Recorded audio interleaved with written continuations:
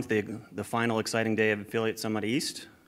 Today we're going to be talking about detecting and fighting brand skimming in paid advertising.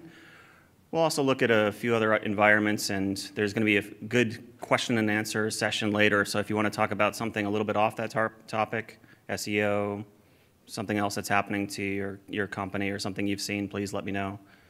We're going to have 3 parts. First, we're going to talk about defining what brand is, how far those brand keyword goes, and some kind of tools that you can use to create your list of brand keywords. Then we'll be looking at detecting who's doing brand bidding on your brand now. We'll use a couple free tools. We'll talk about some moderately cost tools, and then we'll get into some more enterprise level tools if you're interested in that. And then the third part will be proactively stopping them from getting as much of your traffic as they are. What kind of steps you can do to counteract it, what kind of tools you can use, and the steps that can be done. And then we'll have about 10 or 15 minutes of Q&A, so there'll be plenty of time for questions and answers afterwards. My name's Michael Smith. I'm with an agency called Brand PPC. You can reach me at Mike Smith Web on Twitter or Michael@BrandPPC. Thank you. So first, let's talk about what are brand terms. If you Google brand definition, it gives you an example of what Google thinks it is. I go a little bit farther. I think it's a product or a service that's under a company's name, and it's known by that name. And a brand in the real world can be quite a few different things. It can be colors, it can be shapes, it can be logos. But the lucky part for you as a search marketer is that the name is the important part. People have a keyboard next to them when they're looking for products and services online. They're going to type the words. So it's a much easier interface than worrying about colors or smells or feels. So basically, you have to define what the keywords are that they're going to be looking for. And to do that, you need to consider how far brand goes. Obviously, it's the name of your company, the website URL. One of the biggest areas right now, and it's been talked about in quite a few different other sessions, it's been talked about on the floor, is coupon words. There's lots of tools for considering that. There's a lot of coupon sites. It's definitely, for most brands, it's one of the biggest areas is coupon words.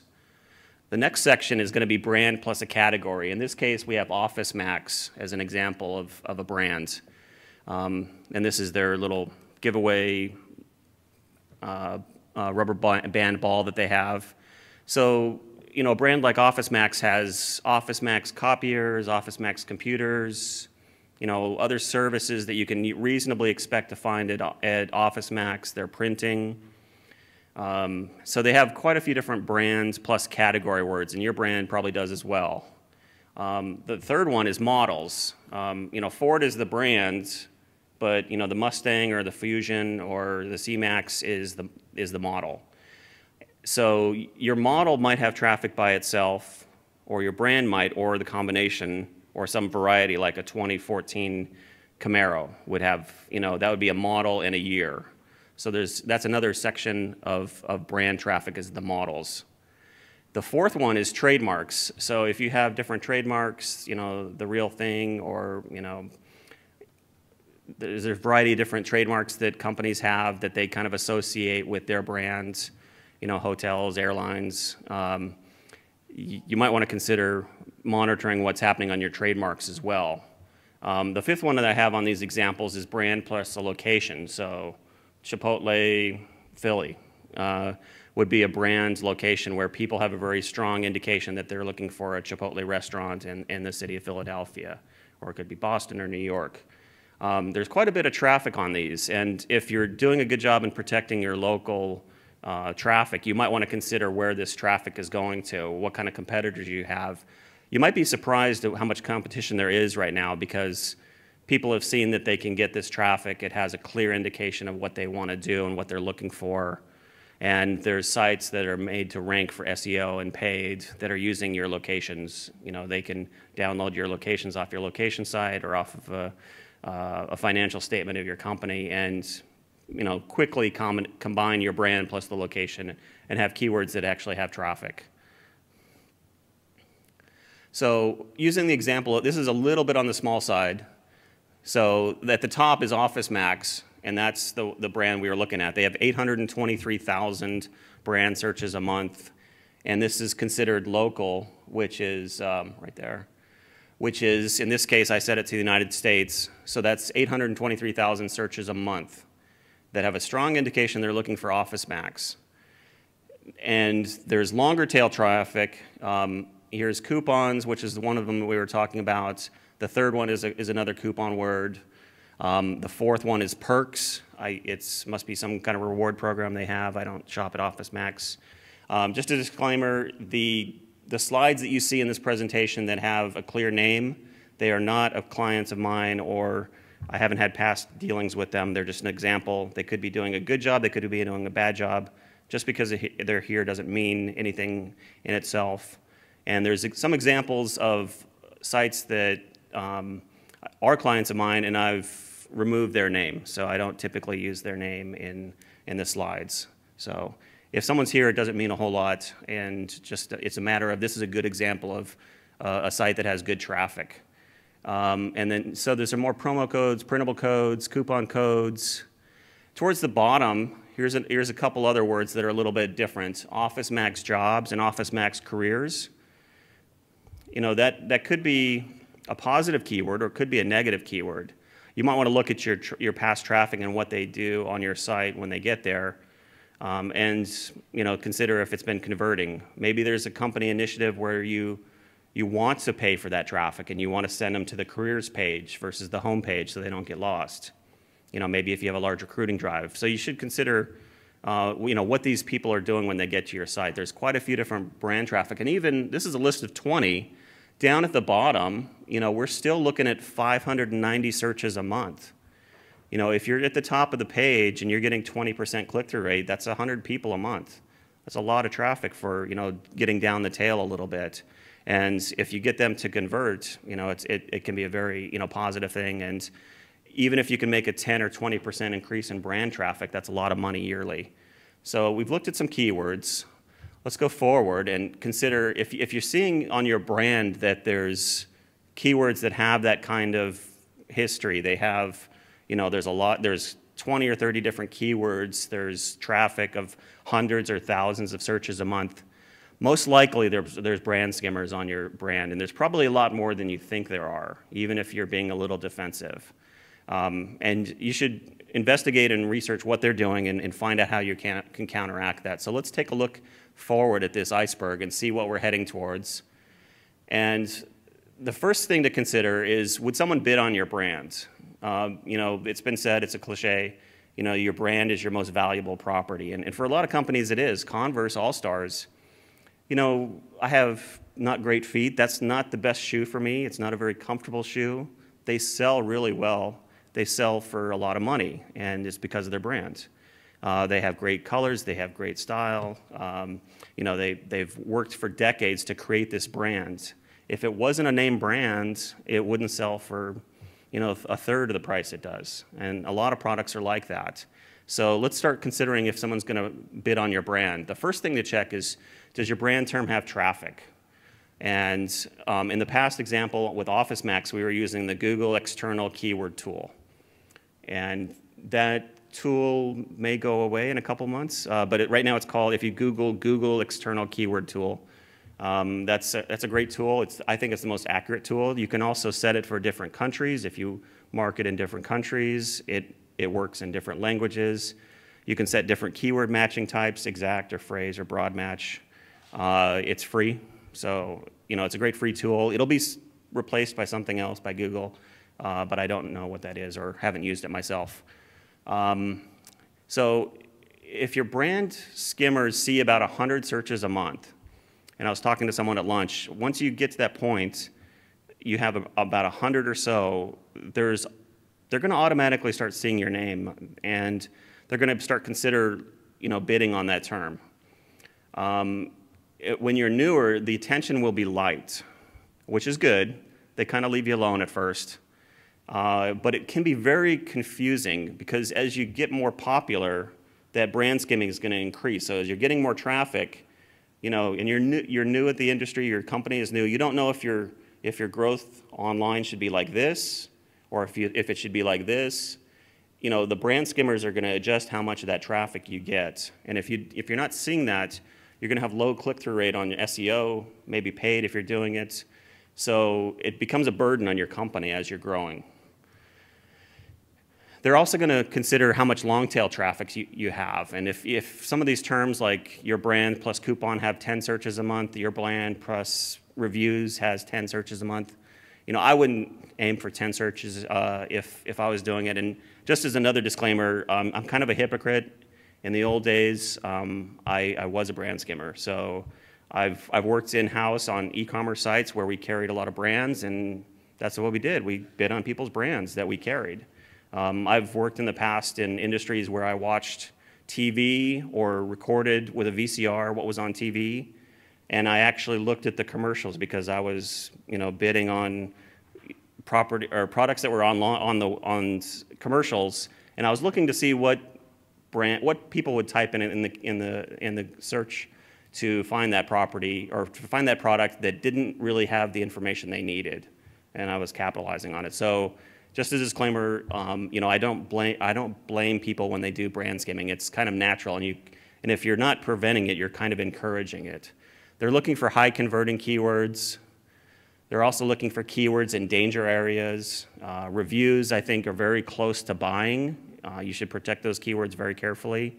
You should get them on a page with good reviews, good, honest reviews, and, you know, that are organized in a great fashion.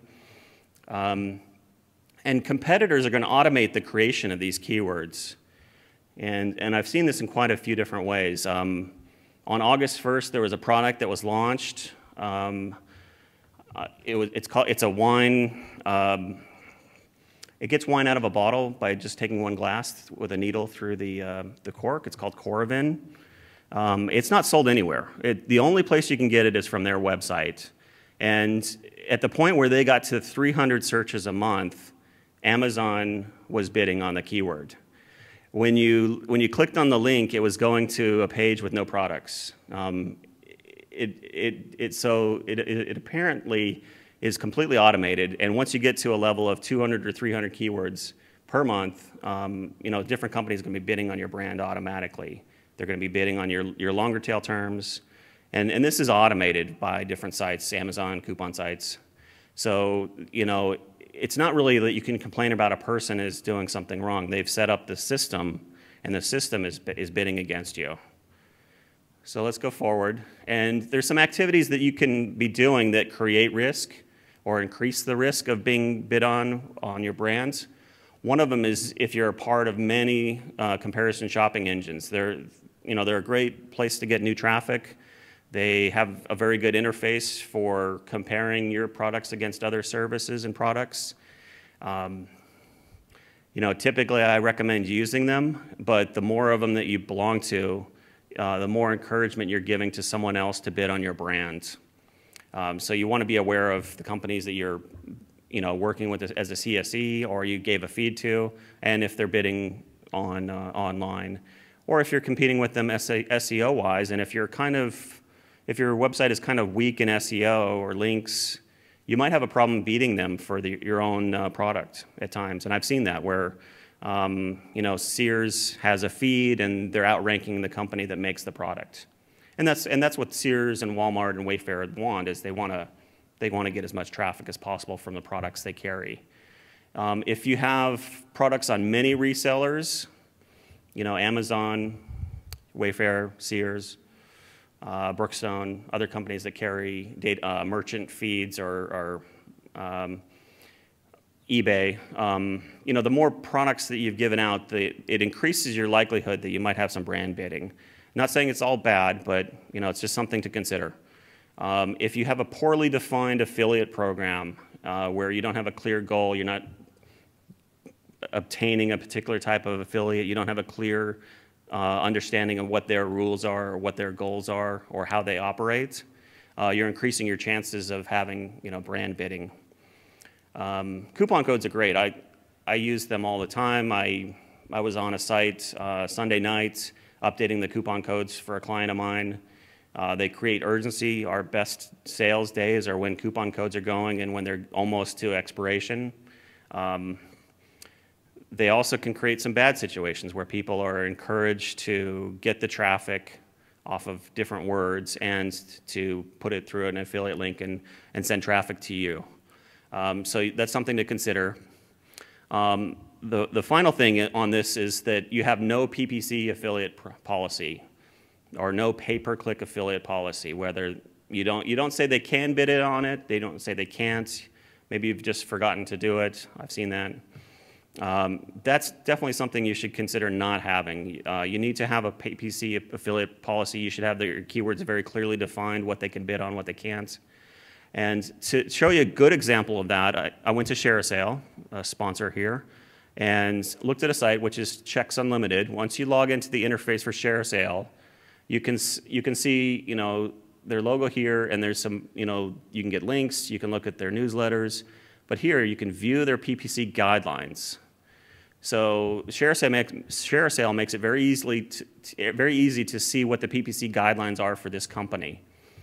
And all you do is click on that link and you go to another page, and this is a program managed by Andy Rodriguez very well as well.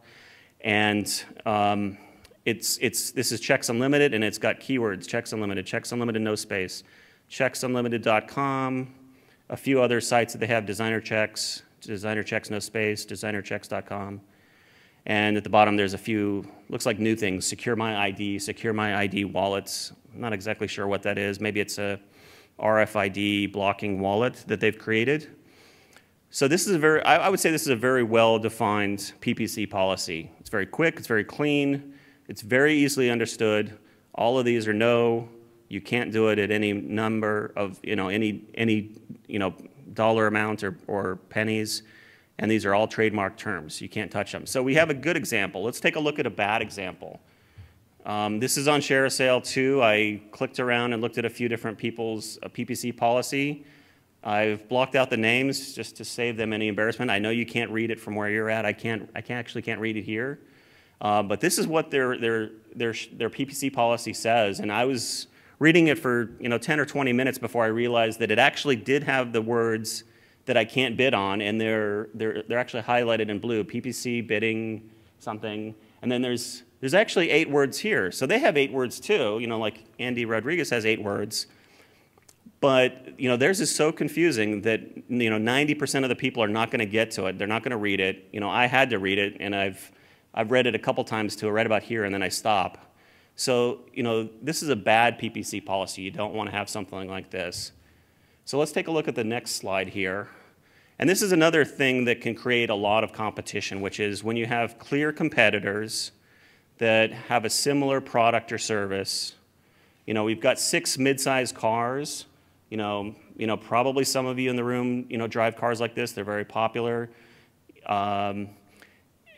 If you're shopping for one, you could very easily be shopping for another one. Maybe you have. Maybe you shopped at 2 or 3 of them that you thought were, in your price range and the type of features you're looking for.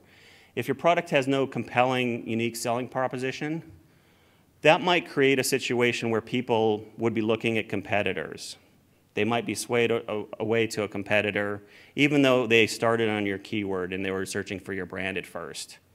And additionally, if products have a similar marketing 4 Ps, if they have a similar product, similar price, place, or promotion, they can probably be pretty easily swayed from one brand to another. If you're a restaurant and you're a moderately priced Mexican food restaurant, your entrees are $20. If they're looking at yours and you're a mile away, which would be place, from another that's about the same price, if they get a little coupon or something, 10% off, free entree, free appetizer, they might very easily end up at the competitor. So that's something to consider. If there's not a lot of distinction, you really need to very carefully consider what your brand is looking like on the front page of Google.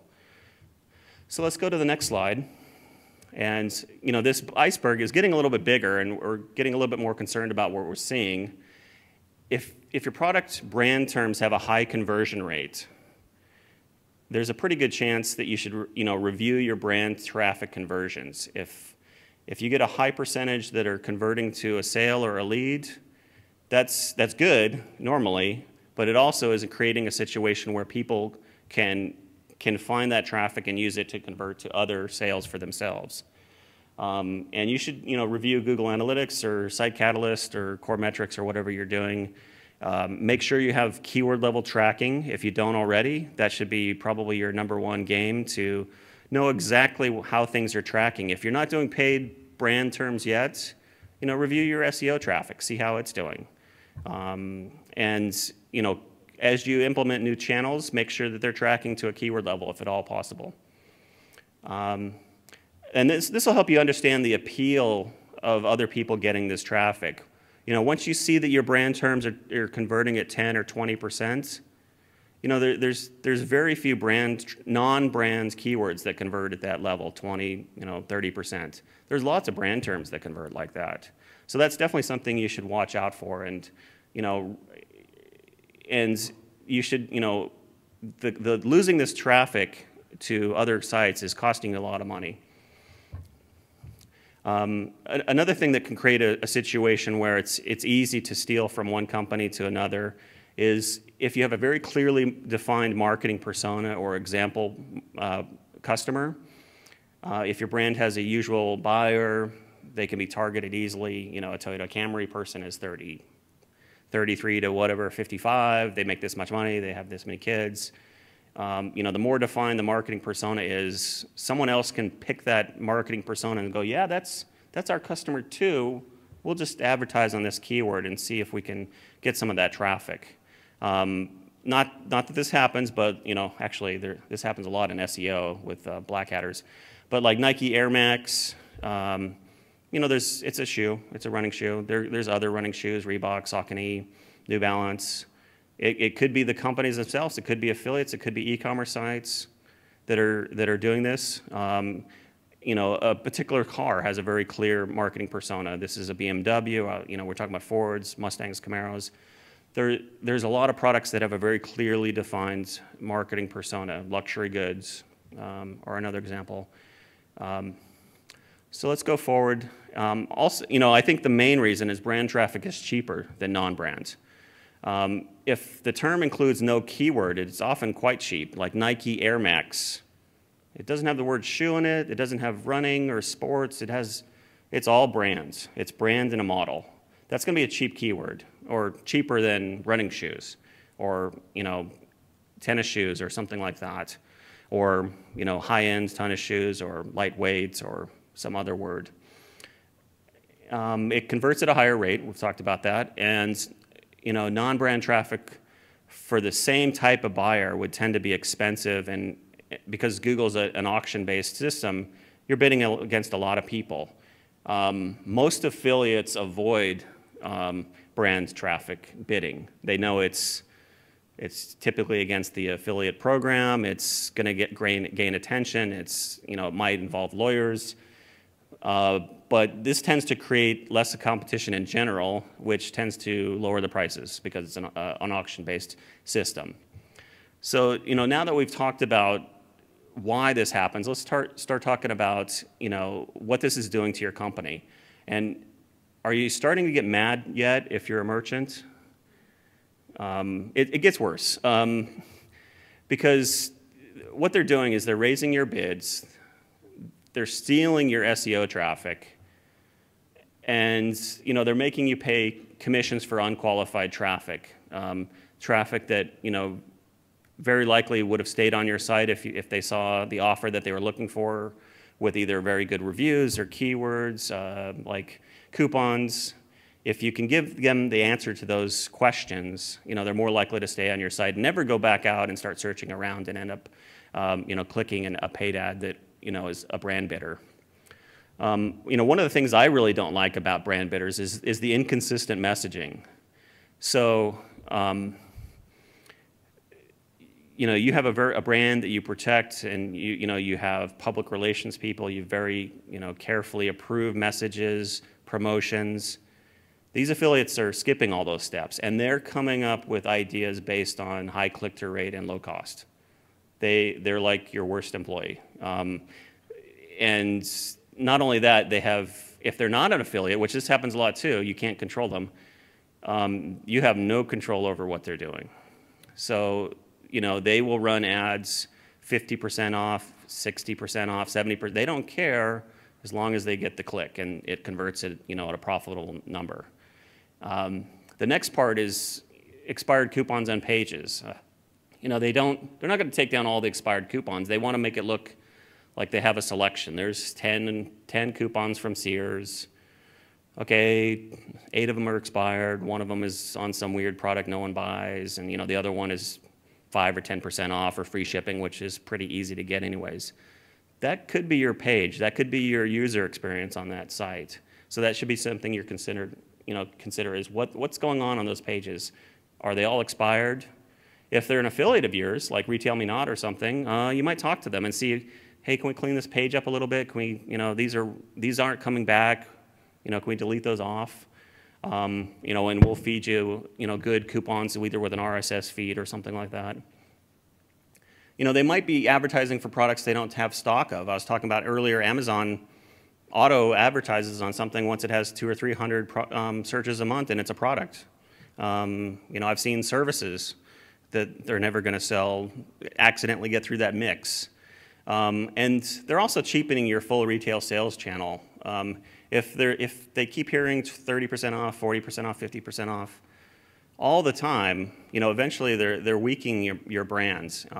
People have a difficult time distinguishing between a real offer or something someone is just saying. And some of the coupon sites, they run 50 to 80% off ads that they say that on everything, and it's not true on 99% of it, but they run it anyways. So this is kind of cheapening your brand. So it actually goes a little bit beyond that, and this is why you should get real mad, and this is starting to get into some things that are happening a little bit differently in internet marketing. Is you're receiving a lower percentage of the traffic on your brand terms. We looked at Office Max and it had so many thousands a month. Ideally Office Max wants all of that. So how many people are a merchant? Okay, so actually almost everybody. So how many would say they get 75% of their brand traffic a month? Would anyone say 75? 65? 50? 40? Okay. 30? 20? 10? I've seen 10 on a client of mine. And this is something you should look and get an idea of what's happening online. They're lowering your conversion quite a bit, and that's bad for quite a few different reasons. There's another slide. We'll talk about some really bad things this does, but landing pages are showing related products for competitors or low-cost alternatives. And a lot of the coupon sites do this. Amazon does this. They have the related products. So if something goes to Amazon off your brand term, there's the competitors. There's a low-price alternative. There might be their house brands. They're looking to make money for themselves. And if you work there, you would do the same. But you work where you do. You need to protect your company. And I would say having an outstanding user experience on your site, tracking conversion rates, looking to constantly improve that is the best way to move forward and sell as many products as possible, and also have the best user experience where you're interacting with people.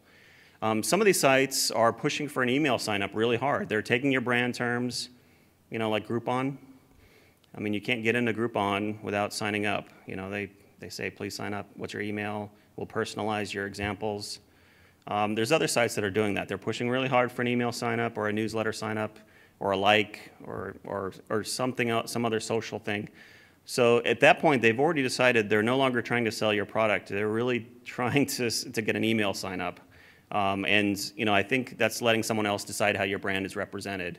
Some of the newer things that are happening is, the ads are universal or wrong. We talked about that. I think the second one's kind of interesting. So how many people are doing retargeting? I do it for myself and some clients. Would you say it's, okay, so it's about 3 or 4 people. Would you say it's your best channel as far as, okay, yes? Is it your best channel? No. Email maybe still is your best? Okay. So it's second, maybe? Okay. If you don't get the traffic to your site, if they're looking on Amazon and then they're looking at a review site and then they're looking at a coupon site, you've never touched them. You might sell them, which is good, But if you don't sell them, if those sales experiences don't work, you can't retarget to them. If it's Memorial Day or Labor Day, or you have a new promotion on the weekends, you can't tell them about it. You have to get the traffic to your site at some point to retarget to someone. Additionally, if you don't have enough traffic, you can't split test content or offers. You may not have problems getting to statistical significance on some of your tests. If you have a bad click-through rate right now, you can easily double or triple your traffic by capturing more of the traffic, and then your tests will get to statistical significance sooner. And the tricky part is you never really know what the conversion rate is of your brand traffic on Walmart, Amazon, Target, about Retail Me Not. You know the averages. Amazon's very good at 17%. Is it that for your brands? I mean, you can email them and ask them, but they're never going to tell you. If you do get them to tell me, please, or tell you, please let me know. I want to know. So this is kind of tricky, that you don't know what that conversion rate is. So let's start getting proactive and looking at what people are doing to bid on your brand. You could use your everyday browser in your office. A better example would be to use Google Chrome Incognito, especially if you're looking for SEO rankings that are more realistic. So this would be the first step, is to get those keywords and search them occasionally, especially coupon words. That's usually pretty surprising how bad those are. So let's get a little bit more advanced. You're in Philly right now. You could take your laptop and search here on this IP. Your affiliates don't know you're here. Maybe they turn off advertising to your city or your state. That can be very easily done. They could be very advanced and turn off your IP if they know your IP. That can be done in the Google AdWords interface. You could buy a VPN or a proxy to another location, hopefully another state, I would say. It's kind of tricky to pick a state, but something different than where you are and where your search agency is, and maybe where your lawyers are, depending on how smart the people that are doing the brand bidding are. You might check different times a day. You might check different seasons, or like Friday afternoon. Sometimes people turn on the bad ads on Friday afternoon, assuming you won't see them. Turn them off on Monday morning, get all that weekend traffic. You might check other networks besides Google and Bing, other devices such as mobile phones, and Google with, I can't remember what they call it, but they won't let you bid on just mobile anymore, but Bing still lets you do it. So someone could be bidding on your brand in Bing and on a mobile, and most likely you would never notice it. Depending on how big your brand is, that might be a significant amount of traffic, or it might just be such a bad user experience that you don't want it to continue to happen. Getting a little bit more advanced, you could subscribe to moderately priced paid keyword research and ad recording software. These are really good because the data is already there, it's already recorded. They've changed these quite a bit. These should be about $59 to $99 a month. I've used SEMrush a lot. I usually have a subscription to it. I think it's a great tool. It's not perfect. Anything for 50 or 100 bucks is not going to be perfect. There's also iSpionage and SpyFu. These are all, I've used all these. These are all pretty good, and they have a lot of data there already. You could buy a month subscription and just look at the coupon words. At the bottom of the page, on most of them, you'll see your competitors for keywords. Like if you put in your brand plus, brand coupon, it'll show you, who's bidding on it. Hopefully you are, or you should be. And it'll show you the competitors. And most of them will also record the ads of the competitors, so you can see what ad they're using, what landing page, what the display URL is, if somehow they're doing direct to merchant traffic to you, maybe through an affiliate link or some other redirect. So this is the kind of the moderately advanced system. When you're really, when the more work you do on this, and if it's getting you really upset, you can consider some more advanced tools like AdGuru, AdBeat, Brand Verity. They were out on the floor. They have a presence here. Brand Verity has a lower priced alternative, which is $2.99 a month. It's actually quite good. And on all these tools, they change so often that you should really look at them and review what features they have right now. Like AdBeat, I talked to them about a month ago. They didn't have a reporting feature, but I think maybe they do now. So these things change very quickly. And there might be other competitors too. You might want to search around or look at, AdGuru alternatives, Google that. So this would be a more advanced enterprise level way to do this. And let's look at some really quick screenshots. This is Brand Verity, their homepage. And they also have a service on coupon poaching. So they would go out and record the coupon codes that people are using and help you monitor those. It's a pretty neat tool. AdBeat, so this is going way past Google and Bing. So on AdBeat, you've got, I don't know, 60 or 70 different networks that they record traffic for. At first you've got Google, Bing, but then you've got AdRoll and Criteo and OpenX and quite a few different ad networks that your brands might be represented on. And this is on desktop, but you can go and record on mobile and in different interfaces. This is an example of the ads that it's recording real time for Ford. And it'll also take a screenshot of the banner ads. And this is a Ford Mustang and what ads are running on that. And it's got also estimated ad spend and trends. I think it's pretty useful if you're starting getting to enterprise level to see who's bidding on.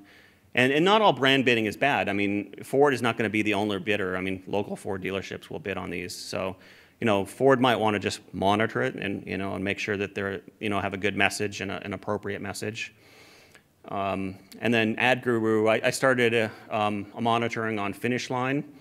And this is the executive summary. And on the bottom right, it's got, the different sites that are bidding. It's savings.com, Retail Me Nuts, Brad's Deals, Groupon, Shop at Home, Ask. So, it's recording real time who's doing what and how much of it's happening. And this is AdGuru. It's a pretty neat tool. But you don't need tools. You can do it all free. And we'll start, the first thing you do is the best step, and I think it's the fastest step, is starting an AdWords campaign. Take your main keyword, make an ad group or ad groups for it, make an exact match, phrase match, modified broad match. I recommend allowing misspellings and other variations in that campaign. You may not want to do that in non-brands, depending on your ROI goals. But in this campaign, I think it's a good idea. It's just less work for you, less keywords you have to make, and more coverage, more protection. You could launch that in 20 minutes. That's a 20-minute thing. If you want to go farther, and I think you should. Oops, that's the wrong button. You can make a list of all your brand keywords, that have some traffic, 20 or 40 or something like that in Excel. Score them as good or bad. The bad ones, like jobs and careers, you might want to make negatives. And then the good ones you'll probably want to cover in some way. Start the keywords, monitor the cost and the click and the quality score. And this is an example of one that I started earlier this summer. And it's a little scary at first. And I think you should try to get past this fear of, yeah, you definitely can't see it, but I'll tell you what it is. Okay, so this blue line is the click-through ratio, and it's actually quite good. But the orange line is the scary part, because right at the beginning, it started at 60 cents a click. And your executives may not like that, bidding 60 cents a click for brand traffic. The ROI is probably there if you look at it. But what I think you should do is push forward, make sure you're getting good tracking and conversion data. And I've anonymized this, but these are all coupon code words. A lot of traffic right off the bat, and this is a very small brand. But 60 cents a click. Now, once you let that run, okay, so this is the first week. It's a little scary. You want to see what it's doing to your SEO, if there's cannibalization where the paid advertising is taking from the SEO. And this started right there.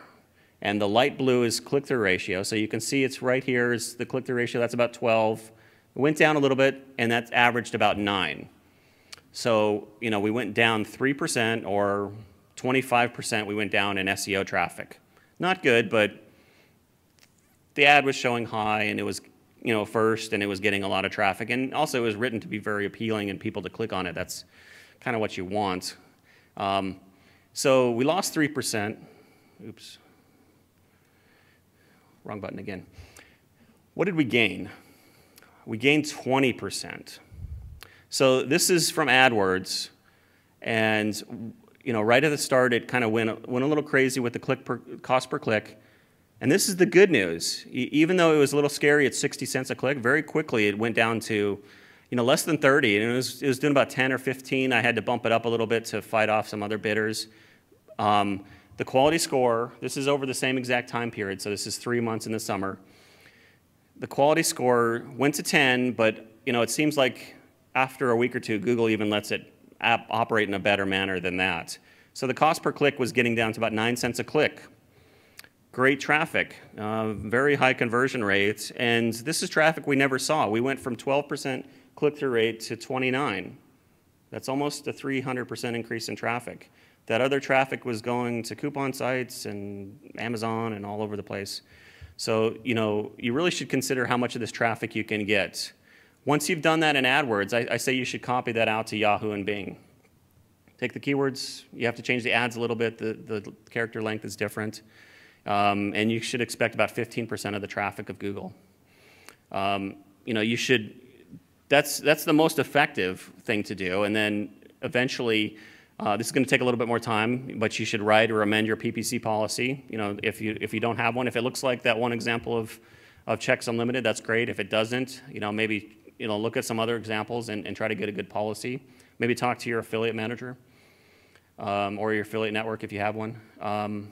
Inform your present affiliates of the date of change. Whatever you're comfortable with, 2 weeks out, 4 weeks out, and then push that change out to the affiliate network. That's gonna.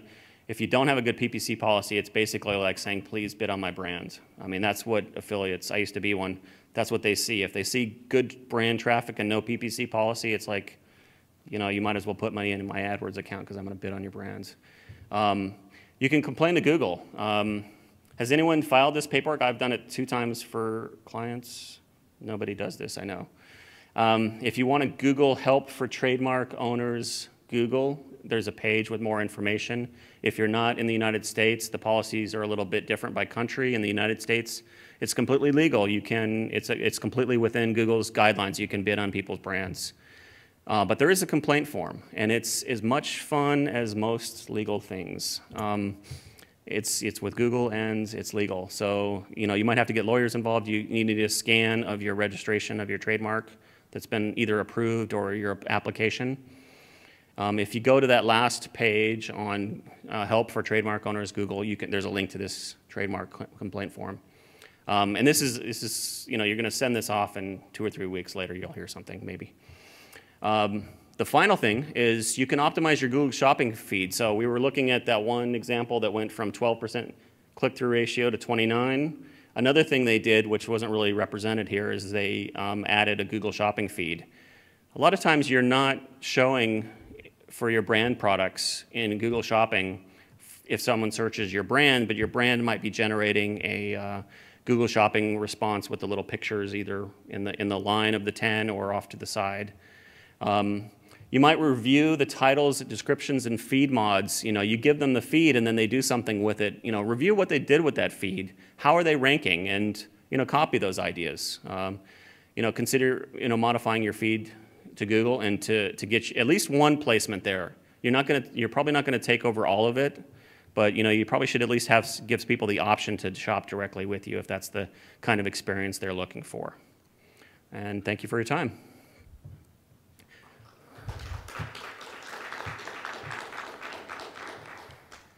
And we have about 10 or 15 minutes, and there is a mic, but there's not a lot of people in here. If you have a question, please raise your hand. Any questions?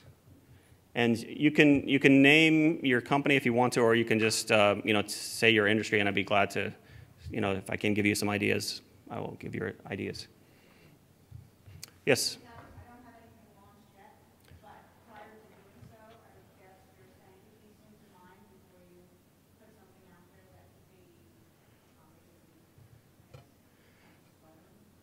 Yeah, I mean, in anything today, creating a brand is really important, and that should, everything you should do should be thinking big. Now is important, but thinking, is this a brand people are going to want to be affiliated with?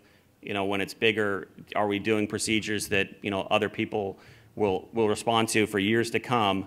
And occasionally check the Google keyword tool. And when you're starting to get to 50 or 100 searches a month, and that's pretty easy, different sites get to there pretty quickly. Make sure you don't have brand bidders at that point. If you have 100 searches a month, check some of these things and see if people are starting to bid on your brands. And and evaluate. Try to make a keyword list of what your brand keywords are. Any other questions? Great. Yes. How big a keyword list can get to be too big? Yeah, I'm always in the opinion that big keyword lists are a little bit unmanageable.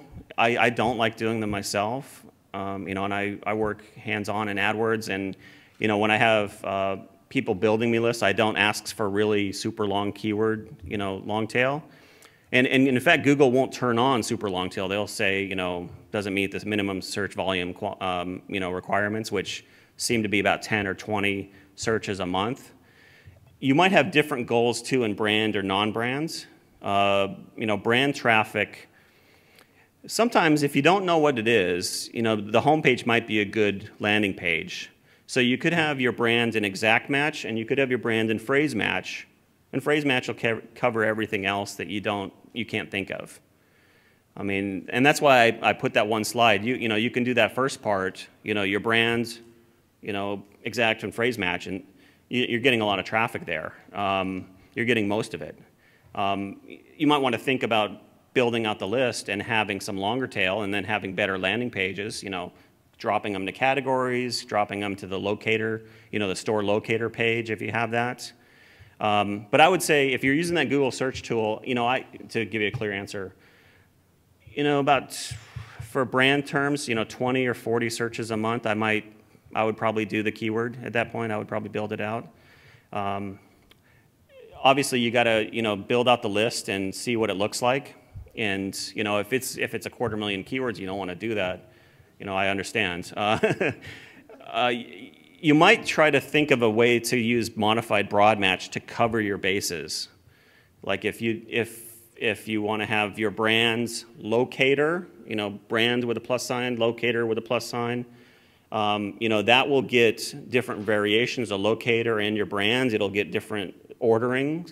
It'll get, if there's words in the middle. So I think Google's an awesome system, and the targeting is outstanding. So with modified broad match, you can usually catch most of it, and then occasionally you can do a keyword query report to see what keywords are firing, and if you're missing a lot of the traffic that you want to gain, build out a keyword list for it.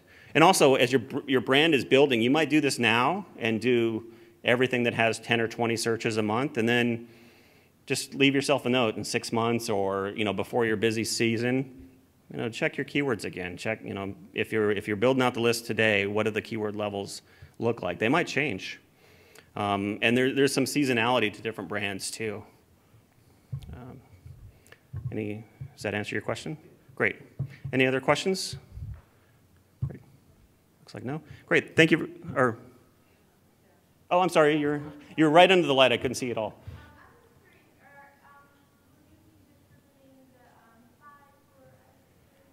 Yeah, there was a lot of information. I think everybody gets the slides in 3 weeks, I believe. And I can give you, this is actually on prezi.com. I made it public earlier today.